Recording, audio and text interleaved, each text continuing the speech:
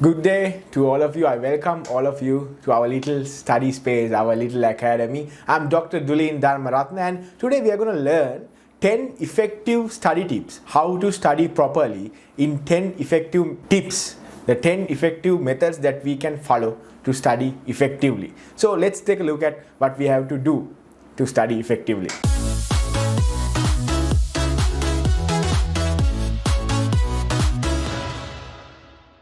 So first of all, what you have to do is you have to identify the right time of the day for you to begin your work. Let's say if you are a night person, you are a night owl. Let's say you consider yourself a night owl. For example, I was a night owl. I consider myself as a night owl because I go through the day. I wake up and I go to school. In my school days, I went to school and came back, attended tuition classes, and 6 or 7 in the evening, I come home, change myself, get a rest, and then I start studying from 8 o'clock to 12:30, 1 a.m. in the morning. So I considered myself a night owl. I thought I could work some more and I could put a lot more effort in the night rather than getting up early in the morning, let's say 3 or 4 in the morning, to study 3 or 4 hours. And because I tried it only once and twice, let's say at most twice, and I failed because I was very sleepy and then I gave it up.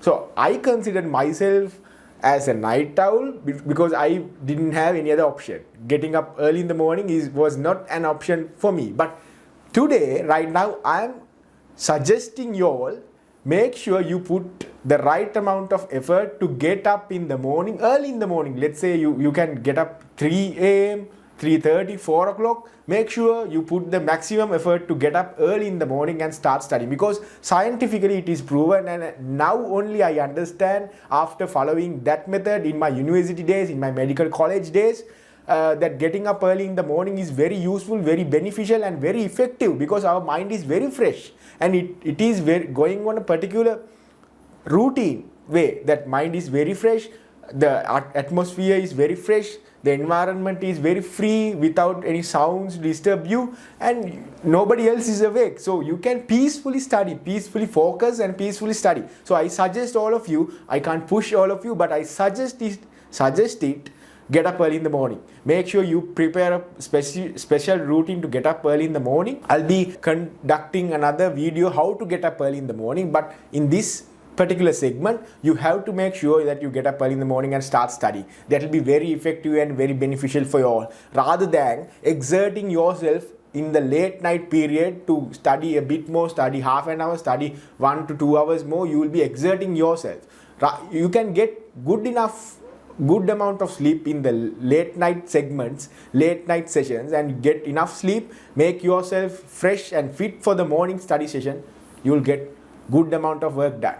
Trust me. And the second one is, make sure your study space is very clean and very neat. For example, this is my study space. This is exactly where I studied for my medical college exams, medical faculty days. This was my table. This is still my table. And I have an open window area just in front of my table, because this setup gives me freedom inside my head.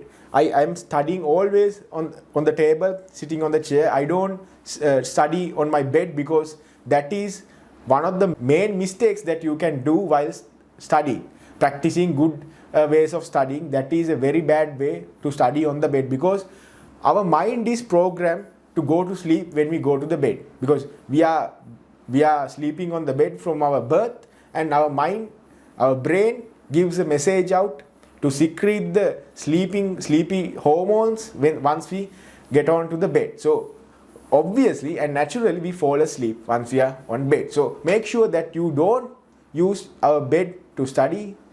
Table and chair is the concept that you should follow. So your table is like this. It will be very free, clear, neat. You don't have piles of books surrounding you, because it will be very confusing to your head. You can have your laptop if you need it, but I would suggest studying without the electronic devices as well. Paper and pen and paper will be enough, very much enough, and open windows will give enough amount of freedom into your head, into your brain. Psychologically, it will be very you will be at an advantage if you have windows in front of you. You will be very freely, peacefully studying. So the other thing is, you have to make sure that you have prepared a specific routine for you to practice each and every day, so it will be easy for you to study. Because I want you to make it a habit each and every day. You have a specific time to get up. You clean yourself, you come to your table and you come to sit on your chair, and at your table you have your books to study. You start studying at a specific time. You get up, have breakfast, study again. You go to your school, university, attend lectures, come back, have a rest and study, and you have a specific routine going on around you. It will be very helpful you to move on with each and every one of the days that will be following you until your exams, because the habit, the routine will force you to study. Because if you break the routine and if you feel lazy, you will have that particular guilt inside your head. I should be studying right now. So you will be forcing yourself to study if you have a routine or a habit. If you are following until your exams, it will be very beneficial in the future. And you can also trust me on that as well. Active learning, this is a very important factor, because active learning, on comparing to passive learning, active means you have several number of activities you are actively engaged in once you are studying, and all of these activities are related to study, not any other activities to disturb yourself. For example, you are studying while reading out loud, while taking some specific notes, and making flashcards, mind maps, summaries, short notes. You can use several methods of studying. Let's say, for example, Pomodoro technique or the storytelling method.